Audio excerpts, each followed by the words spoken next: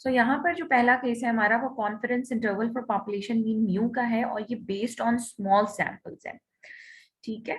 और ये small sample का केस है और मैंने आप लोगों को बताया था कि स्मॉल सैंपल या लार्ज सैंपल हम जब कंसिडर करते हैं जब आपका सैंपल साइज ग्रेटर देन 30 हो जाता है तो हम उसको लार्ज कंसिडर करते हैं। तो स्मॉल सैंपल कब होगा? जब आपका सैंपल साइज लेस देन 30 हो जाएगा। तो क्या कह रहे हैं? The procedure for determining the confidence interval for the population mean based on the small sample is the same as for the large sample. यानी जो लार्ज सैंपल का केस था उसी तरह स्मॉल सैंपल का आपने कॉन्फिडेंस इंटरवल निकालना है, except that we use the T distribution. क्या फर्क है सिर्फ कि हम यहाँ पर टी डिस्ट्रीब्यूशन का इस्तेमाल कर रहे हैं instead of the standard normal distribution. यानी पहले हम स्टैंडर्ड नॉर्मल डिस्ट्रीब्यूशन जी का इस्तेमाल करते थे, अब हम जी डिस्ट्रीब्यूशन के बजाय यहाँ जो डिस्ट्रीब्यूशन का इस्तेमाल करेंगे वो टी डिस्ट्रीब्यूशन होगी। Confidence interval for the population mean mu can be computed when the sample population variance sigma square is unknown and the sample size n is small.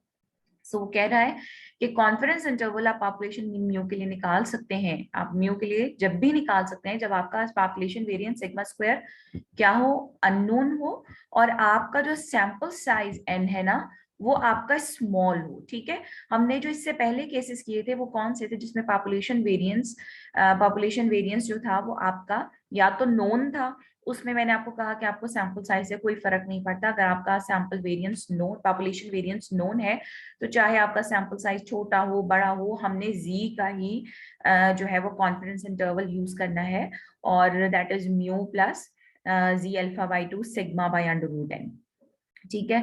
और दूसरा केस जो हमने देखा था वो कौन सा था कि जब आपका सिग्मा जो था वो अननोन था लेकिन आपका जो सैंपल साइज था वो ग्रेटर देन 30 था, तो हमने कहा कि ठीक है हम यहाँ पे बीजी लगा सकते हैं।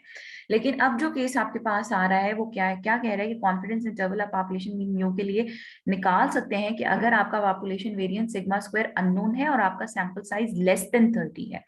अब जब आपका सैंपल साइज लेस देन 30 हो जाएगा तो उस सूरत में अब आप जी डिस्ट्रीब्यूशन का इस्तेमाल नहीं करेंगे बल्कि आप टी डिस्ट्रीब्यूशन का इस्तेमाल करेंगे, ठीक है। तो वो क्या कह रहा है कि in general if the population distribution is normal and if sigma is unknown the confidence interval for mu is given by. तो अब यहाँ पर देखें क्या हो गया फॉर्मूला। जब आपका n ग्रेटर देन 30 था तो हम यहाँ s लगाते थे, कैपिटल S। यहाँ पे आपको नजर आ रहा होगा which is a small s। The difference between capital S and small s याद है आप लोगों को क्या है जी? कौन बताएगा? कैपिटल S कौन सा आपका स्टैंडर्ड डेविएशन है और स्मॉल s कौन सा है? यस हमने पिछले ma'am chapter sample yes yes ma'am small S जो था वो अनबेस एस्टिमेटर था और जो कैपिटल एस था वो बेस एस्टिमेटर था। बायस्ड सो स्मॉल s जो है वो आपका अनबायस्ड एस्टिमेटर है, ठीक है। और जो आपका इस s है that is your biased estimator. आप लोगों ने इसको प्रूव किया है अभी यहाँ, ठीक है। आप लोगों ने इसको प्रूव किया है पिछले चैप्टर में और इस चैप्टर में। इस जो कैपिटल S है उसकी डेफिनेशन में क्या था कि sum of the squares of the deviation को आप स्मॉल n के ऊपर डिवाइड करते हैं और अनबायस्ड एस्टिमेटर की जो डेफिनेशन है उसमें sum of the squares of the deviation को आप n-1 पे डिवाइड करते हैं। और हमने देखा था कि जो sampling distribution of small s की जो सैम्पलिंग डिस्ट्रीब्यूशन थी उसका मीन पॉपुलेशन वेरिएंस के इक्वल आ रहा था, तो ये अनबायस्ड एस्टिमेटर था और ये बायस्ड था। तो अब हमने क्या किया कि एक तो आपने जो कि सिग्मा अननोन और n ग्रेटर देन 30 था उसमें हम बायस्ड स्टैंडर्ड डेविएशन का इस्तेमाल करते हैं, लेकिन जब आपका सिग्मा अननोन हो और आपका n लेस देन 30 हो तो अब आपका बायस स्टैंडर्ड डेविएशन नहीं बल्कि आपका अनबायस्ड स्टैंडर्ड डेविएशन इस्तेमाल होगा। तो देखिए फॉर्मूले में क्या चेंज है। आपका जो फॉर्मूला था जब आपका सिग्मा अननोन और n ग्रेटर देन 30 था तो उस सूरत में आपका फॉर्मूला था x bar plus minus point estimator plus minus यहाँ पे लगता है आपका z अल्फा बाई 2, ठीक है। और आपका आता है capital S divided by under root n। अब दोनों फॉर्मूलाज को अगर आप कंपेयर करें तो दोनों फॉर्मूलाज में क्या चेंज है? इस यहाँ पर बायस्ड स्टैंडर्ड डेविएशन आता है, जब आपका n लेस देन 30 हो जाएगा तो आप अनबायस्ड स्टैंडर्ड डेविएशन को यूज करेंगे। यहाँ पर आपका z स्टैंडर्ड नॉर्मल जो है वो उसके डिस्ट्रीब्यूशन का इस्तेमाल हो रहा है z स्टैटिस्टिक का, और यहाँ पर अब आपने रिप्लेस कर दिया है किसको? t स्टैटिस्टिक को, which is your T distribution की जो वैल्यू आपकी टी अल्फा बाई 2 की। So where T alpha by 2 is the upper alpha by 2 point of the T distribution with v n minus 1 degree of freedom. यानी अब देखिए z alpha by 2 की value को आपने टेबल से find out करना देख लिया है। आप किस तरीके से उसको फाइंड आउट करते हैं, बॉडी ऑफ द टेबल में आप एरिया को लोकेट करते हैं और उसकी कॉरेस्पॉन्डिंग z निकालते हैं। अब इसी तरीके से हमने टी टेबल का इस्तेमाल करते हुए टी अल्फा बाई 2 की वैल्यू निकालनी है। और टी अल्फा बाई 2 की वैल्यू को टेबल से लोकेट करने के लिए मुझे दो चीजें रिक्वायर्ड है, एक मुझे अल्फा बाई 2 की वैल्यू और दूसरी मुझे degree of freedom. Degree of freedom को हम v के साथ रिप्रेजेंट करते हैं और v की वैल्यू क्या होती है, that is n minus 1। n is the total number of observation और उसमें से 1 माइनस कर देते हैं, वही आपका जो डिनोमिनेटर इस स्मॉल स्टैंडर्ड डेविएशन जो अनबायस्ड स्टैंडर्ड डेविएशन है इसकी डेफिनेशन में इस्तेमाल होता है।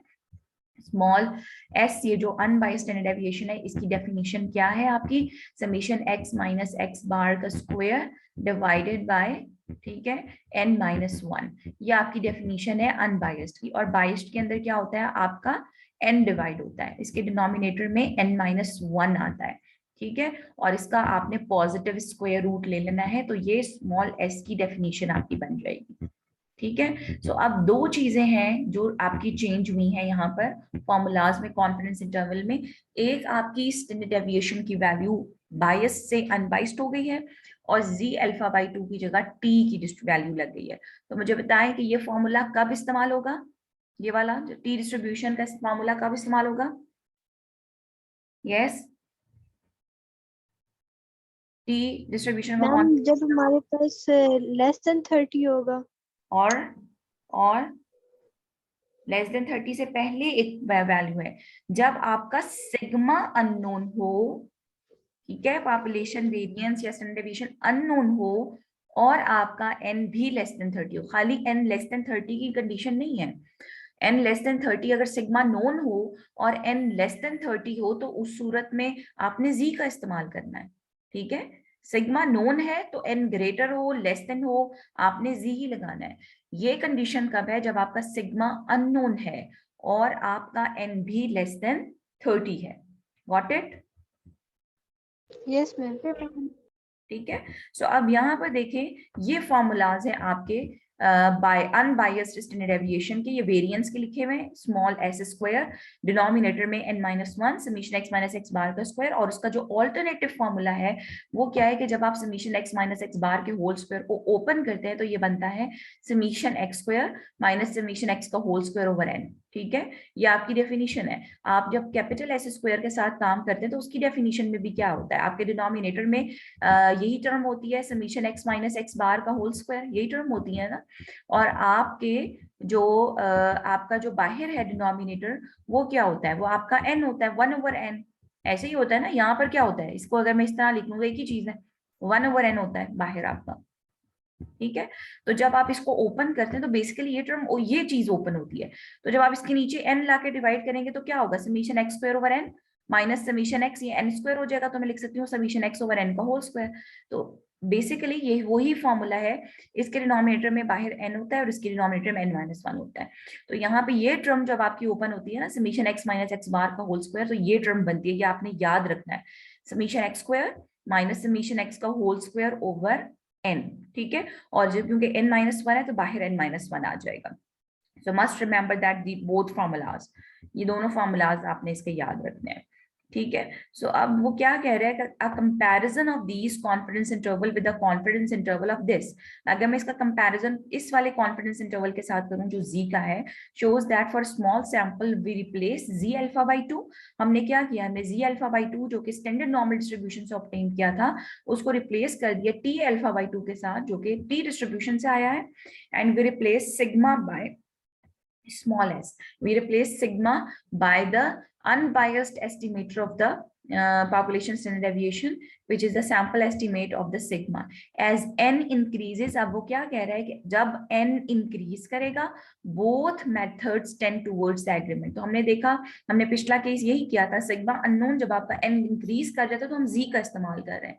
तो यहाँ पर भी वो यही कह रहा है कि जब आपका n इंक्रीज कर जाता है तो दोनों मेथड जो है वो क्लोज एग्रीमेंट जो है वो देते हैं, ठीक है, चाहे आप z का इस्तेमाल करें चाहे आप t का इस्तेमाल करें। सो confidence interval based on on the normal distribution is used when, कब आपका नॉर्मल डिस्ट्रीब्यूशन इस्तेमाल होता है, व्हेन मैं वही केसेस आपको रिपीट कर रहा है यहाँ पे, population standard deviation sigma is known, अगर सिग्मा नोन है, whatever is the sample size N, जो मर्जी सैंपल साइज हो, छोटा हो बड़ा हो, आपने नॉर्मल डिस्ट्रीब्यूशन का इस्तेमाल करना है। उसके बाद population standard deviation sigma is unknown, जब आपका सिग्मा अननोन हो गया, now you should be conscious, but if you have to look at your sample size, if your sample size n is large and greater than 30, you will use the normal distribution. ठीक है, if the standard deviation is unknown and n is small, which is n less than 30, confidence interval based on t distribution is used. ठीक है, तो t distribution का इस्तेमाल होगा। ये table आपके सामने बना हुआ है आपकी आसानी के लिए, ताकि आपको याद रहे। या कंडीशन देखें, सिग्मा अननोन है, n ग्रेटर देन 30 हो, n लेस देन 30 हो, फॉर्मूला यूज हो रहा है x bar plus minus z alpha by 2 sigma by under root N, x bar plus minus z alpha by 2 sigma by under root N, क्योंकि sigma known है तो sigma ही लगेगा, इधर भी सिग्मा लगेगा, यहाँ पे n लेस देन है, ग्रेटर है, दोनों सूरतों में z का इस्तेमाल होगा है। दूसरा क्या है, सिग्मा अननोन है और n ग्रेटर देन 30 है आपका, greater than and equal to 30, उस सूरत में आप z का इस्तेमाल करेंगे और आपका सिग्मा चूंकि अननोन है, we replace it by the bias standard deviation, तो फॉर्मूला बना x bar plus minus z alpha by 2 capital S by under root N. फिर आपका केस आ गया, सिग्मा अननोन है और आपका n भी लेस देन 30 है, उस सूरत में आप z का इस्तेमाल नहीं करेंगे, अब आपका z रिप्लेस हो जाएगा t डिस्ट्रीब्यूशन की, t स्टैटिस्टिक की वैल्यू के साथ, और आपका चूंकि सिग्मा अननोन है तो हम यहाँ पे अब बायस्ड नहीं लगाएंगे, बल्कि अनबायस्ड डेविएशन का इस्तेमाल करेंगे। तो ये क्लोज आपके पास जो है वो कॉम्पैक्ट फॉर्म के अंदर सारे केसेस यहाँ पे डिस्कस हुए हुए हैं। ठीक है, आई होप सो कि ये क्लियर हो गया होगा। Now look at an example 16.8, a sample of 12 measurements of the breaking strength of the cotton thread give a mean x bar is equal to 209 grams. क्या कह रहा है कि आपके पास सैंपल है 12 मेजरमेंट्स का, तो इसका मतलब है 12 क्या हो गया आपके पास, सैंपल साइज n। ठीक है, a sample of 12 measurements of the breaking strength of the cotton thread gave a mean of x bar, ये आपका सैंपल मीन आपको दे दिया 12 measurements का, and the standard deviation small s, ये आपको नजर आ रहा है, this small s की वैल्यू आपको दी हुई है, which is your unbiased standard deviation. Find 99% confidence limit for the actual confidence limit for what, for the actual mean. Actual mean का मतलब यानी पॉपुलेशन मीन जो म्यू है, उसके लिए आपने कॉन्फिडेंस इंटरवल निकालना है।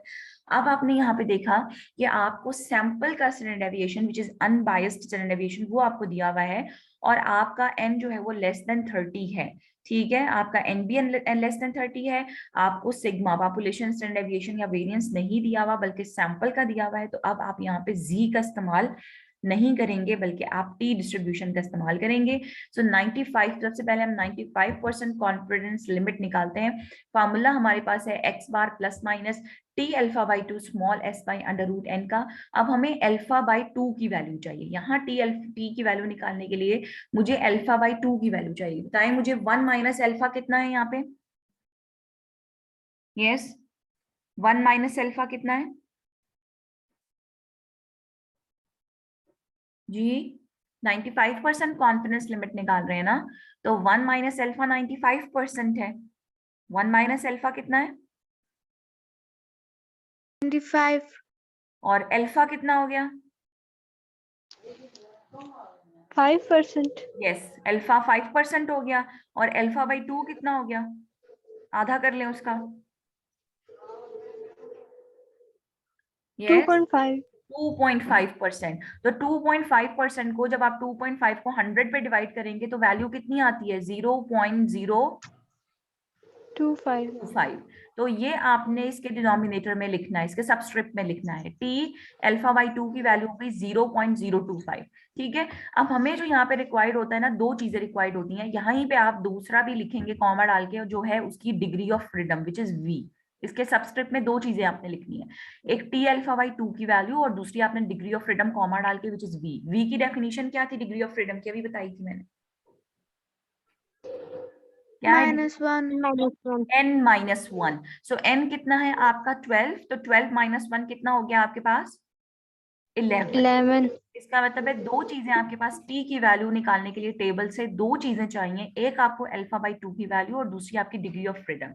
अब आपने क्या करना है, ये टी का टेबल है, यहाँ पर आप जाएंगे और ये सारे के सारे आपको अल्फा बाई 2 की वैल्यूज गिवन है। अब मुझे बताएं कि हमारी अल्फा बाई 2 की वैल्यू कौन सी है, 0.25 है, 0.10 है, 0.05, 0.025, 0.01, 0.005। सो ये सारी अल्फा बाई 2 की वैल्यूज हैं।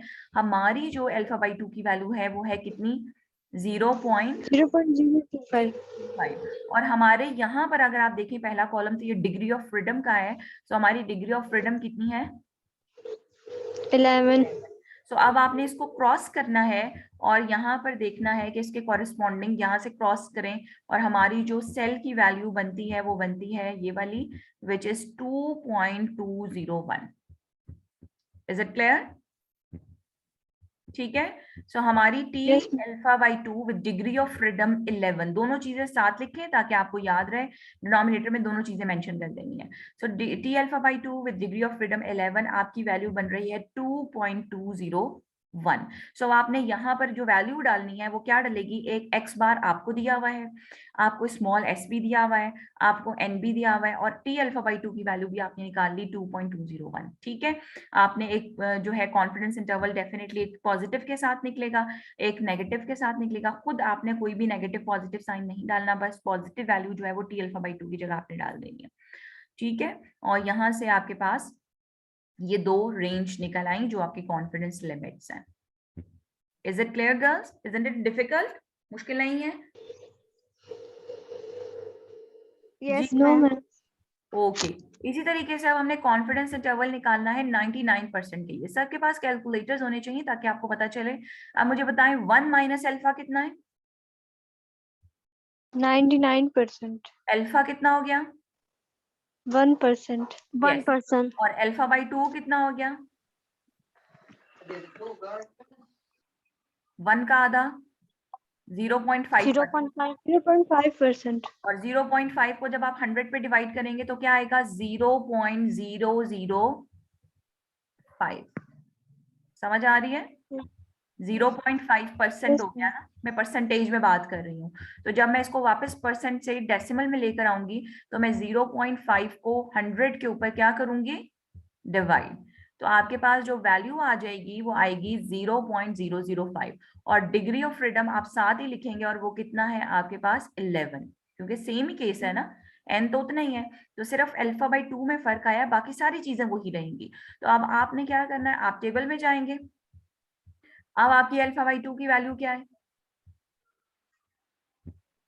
0.005, और आपका डिग्री ऑफ फ्रीडम यही है, इसको आप क्रॉस करें तो आपकी एल टी अल्फा बाई 2 की वैल्यू क्या निकल रही है, 3.106।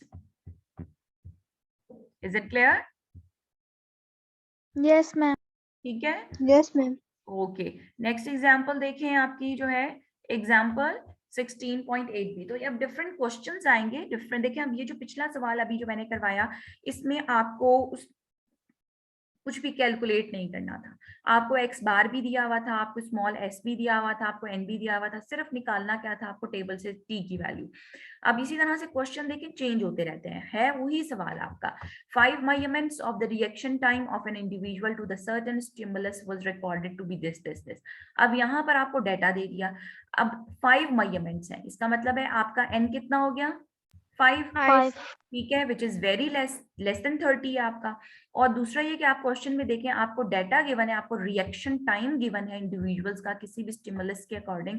ठीक है, कि कितनी देर में कोई रिस्पॉन्स, जैसे फॉर एग्जांपल आप किसी को कोई पिंच करते हैं तो कितनी देर में एकदम रिएक्ट करता है, तो ये सेकंड्स के अंदर आपकी रिकॉर्डिंग मेजरमेंट हुई भी है।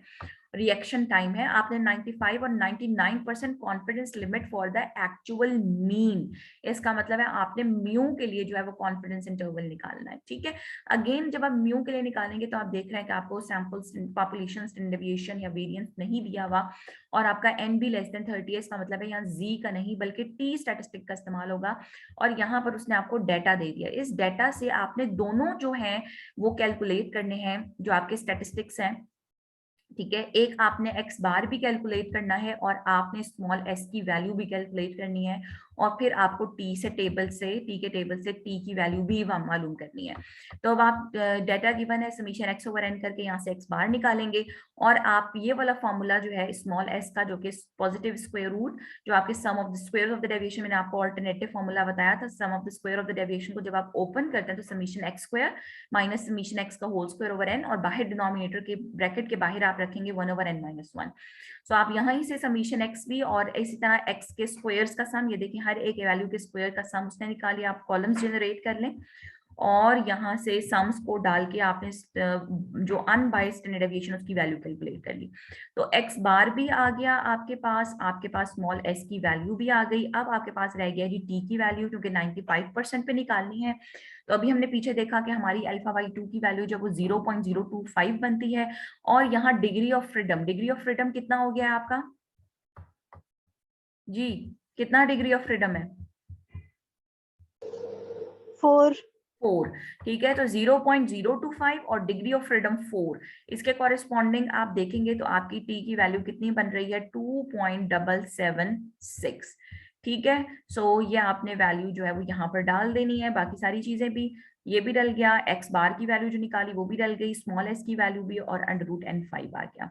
सो ये दो जो है आपके पास कॉन्फिडेंस लिमिट्स जो है वो निकल आई।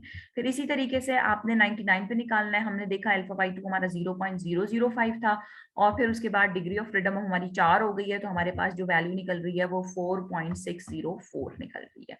तो अब आप यहाँ सारी चीजें वही रहेंगी, सिर्फ यहाँ ये रिप्लेस हो जाएगा। तो अब देखें सवाल उसी तरह था, लेकिन क्या था कि अब यहाँ पे एक्स बार भी खुद ही कैलकुलेट करना पड़ा डेटा से, और स्मॉल एस भी। ठीक है, अब हम देखते हैं नेक्स्ट क्वेश्चन। यहाँ पे भी ये थोड़ा सा देखिए सवाल वही है, confidence interval for population mean mu ही है। A random sample of 9 observations, sample size आपका n less than 30। अब हम देखते हैं हमें सिग्मा नोन है कि नहीं है।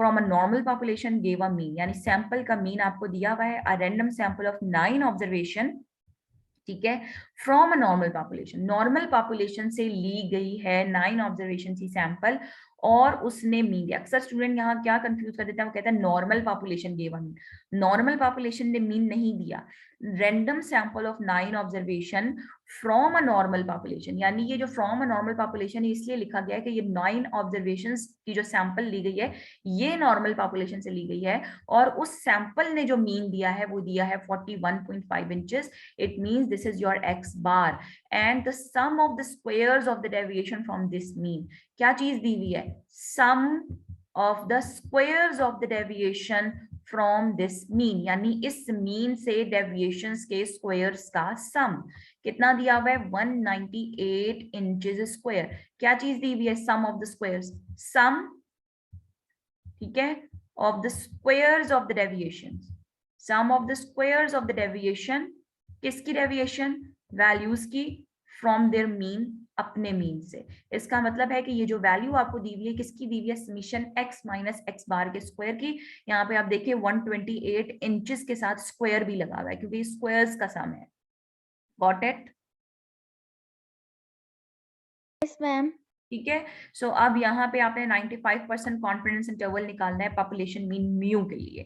सो अब यहाँ पे डेफिनेटली आपका पॉपुलेशन वेरिएंस भी नोन नहीं और आपका लेस देन 30 है, तो यहाँ पे हम टी स्टैटिस्टिक का इस्तेमाल करेंगे और अनबाइस्ड स्टैंडर्ड डेविएशन जो है वो यहाँ से कैलकुलेट करेंगे। फॉर्मूला मैंने आपको बताया हुआ है, ये आपका बेसिक डेफिनेशन का फॉर्मूला है, summation x minus X bar का स्क्वायर ओवर n माइनस 1।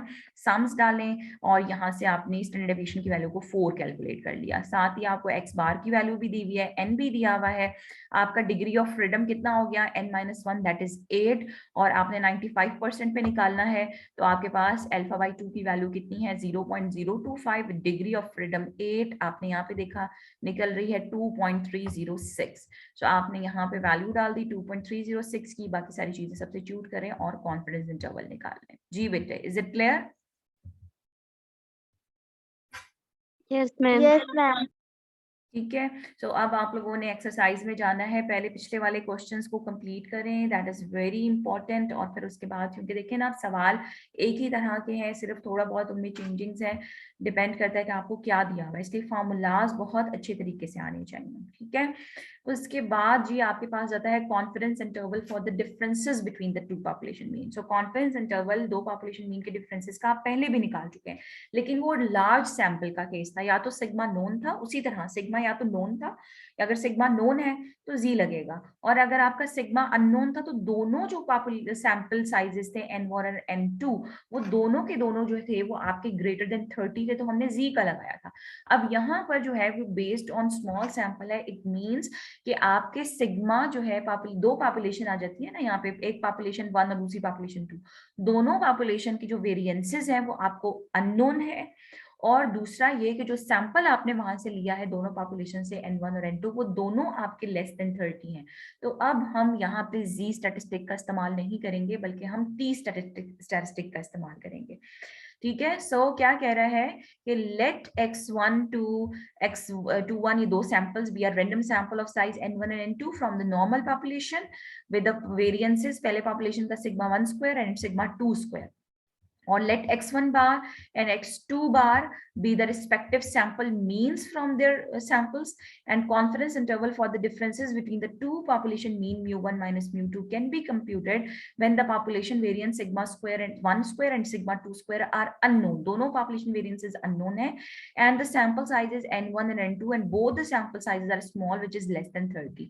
अब वो क्या कह रहा है यहाँ पे कि if sigma 1 square and sigma 2 square, यानी अगर आपको क्वेश्चन में ये बता दिया जाए कि सिग्मा 1 स्क्वायर और सिग्मा 2 स्क्वायर दोनों अननोन है, और अननोन होने के साथ साथ अगर आपको ये बता दें कि दोनों जो वेरिएंसेस हैं वो इक्वल है, ठीक है, दोनों पॉपुलेशन वेरिएंसेस अननोन है, लेकिन आपको ये बता दें कि दोनों पॉपुलेशन वेरिएंसेस जो है वो सेम है, they are both equal to sigma square, we can estimate the common variance sigma square. तो हम क्या करेंगे, हम कॉमन वेरिएंस सिग्मा स्क्वायर को एस्टिमेट करेंगे by the SP square which is called the pooled variance. ठीक है, क्योंकि जब उसने कह दिया कि सिग्मा 1 स्क्वायर और सिग्मा 2 स्क्वायर दोनों इक्वल हैं और दोनों सिग्मा स्क्वायर के बराबर है, यानी कॉमन वेरिएंस हो गया ना दोनों पॉपुलेशन का, तो इसका मतलब है कि हमें अब जो एस्टिमेट निकालना है कॉमन वेरिएंस का वो भी पूल्ड होना चाहिए, यानी कंबाइन। पूल्ड का मतलब क्या होता है, कंबाइन करके, दोनों वेरिएंसेस को कंबाइन करके आपने जो है सैंपल वेरिएंसेस को कंबाइन करके एक पूल्ड वेरिएंस जो है वो फाइंड आउट करना है। सो अब यहाँ पे जो पूल्ड वेरिएंस की डेफिनेशन है which is represented by S with subscript P, SP shows subscript pooled है, यानी आपने दोनों पॉपुलेशन सैंपल के, नॉट पॉपुलेशन, दोनों सैंपल के वेरिएंसेस को कंबाइन करके एक वेरिएंस निकाला है जिसको हम कहते हैं पूल्ड वेरिएंस SP स्क्वायर। अब इसका जो फॉर्मूला है वो क्या क्या है आपके पास, ये देखिए, ये पहली वाली सैंपल के sum of the squares of the deviation from the mean plus second वाले सैंपल के sum of the squares of the deviation from the mean divided by क्या आ गया, देखिए एक इसका है n-1, अगर मैं देखूं दिस इज पहली वाली इसका ना n-1, और इसका क्या होगा n-2, सॉरी इसका n2-1, n1-1 और n2-1, ठीक है, तो एक n1 आ गया प्लस n2-1 और -1 दोनों का होगा तो वो -1 क्या हो जाएगा, -2, तो डिनोमिनेटर में यहाँ पर क्या आ रहा है n1 प्लस n2-2, ठीक है, एक इसका -1 डिग्री ऑफ फ्रीडम में डिनोमिनेटर में हो रहा है, एक इसके डिनोमिनेटर में -1 हो रहा है, तो कंबाइन होकर ये हो गया n1 प्लस n2-2, तो देखिए दोनों को कंबाइन करके मैंने यहाँ से पूल वेरिएंस निकाला है। ये फॉर्मूला भी आप लोगों को बिल्कुल जुबानी याद होना चाहिए, इसमें कोई ऐसी मुश्किल चीज नहीं है, दोनों के sum of the square of the deviation और divided by the sum of the degree of freedom, n1-1 plus n2-1, तो n1 प्लस n2-2 हो गया।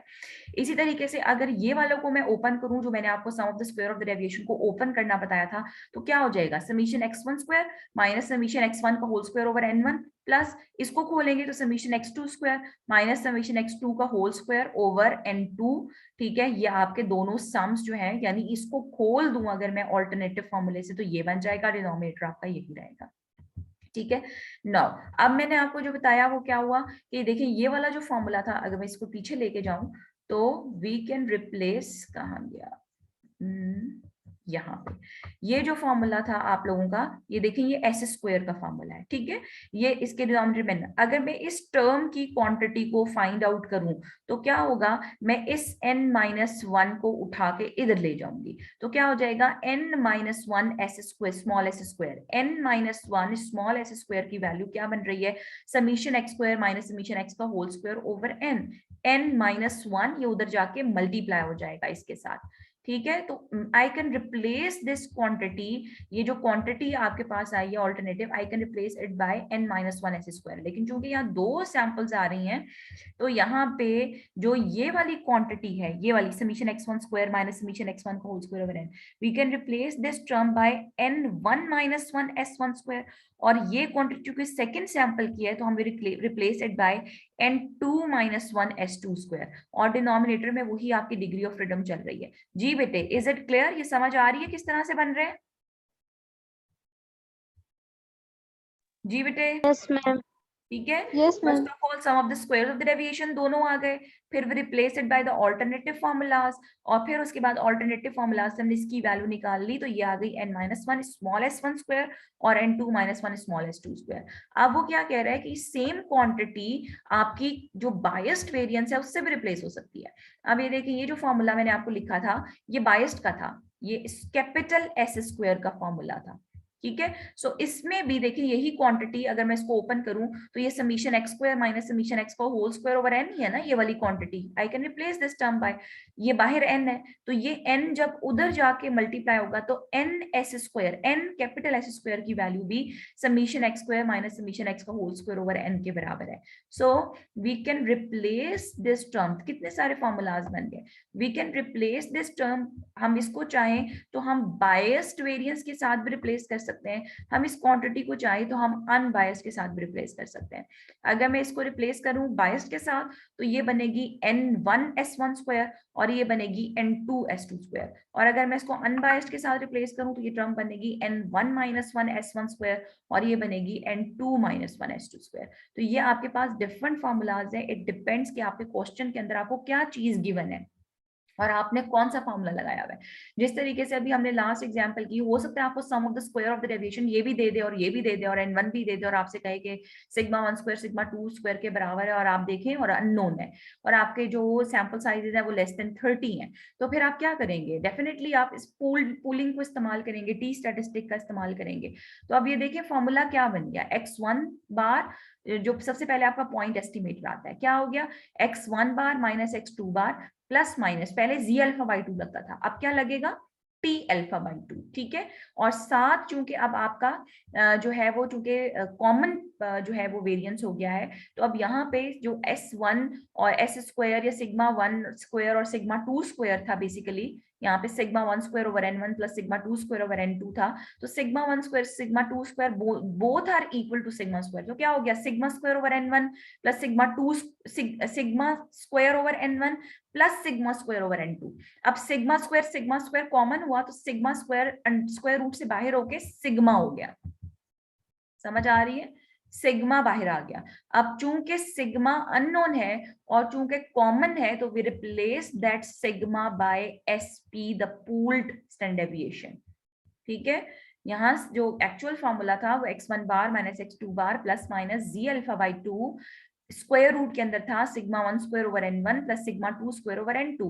अब चूंकि ये केस है sigma 1 square sigma 2 square both equal to sigma square and unknown भी है, so we replace sigma 1 square by sigma square और sigma 2 square by sigma square. Sigma square sigma होके बाहर आ गया, और चूंकि सिग्मा अननोन है और आपका जो है वो केस है दोनों इक्वल का, तो we replace that common sigma by the pooled standard deviation, और यहाँ z के बजाय टी अल्फा बाई 2 लग गया, बिकॉज दोनों स्टैंडर्ड डेविएशन जो सैंपल साइजेस थे वो आपके लेस देन 30 थे।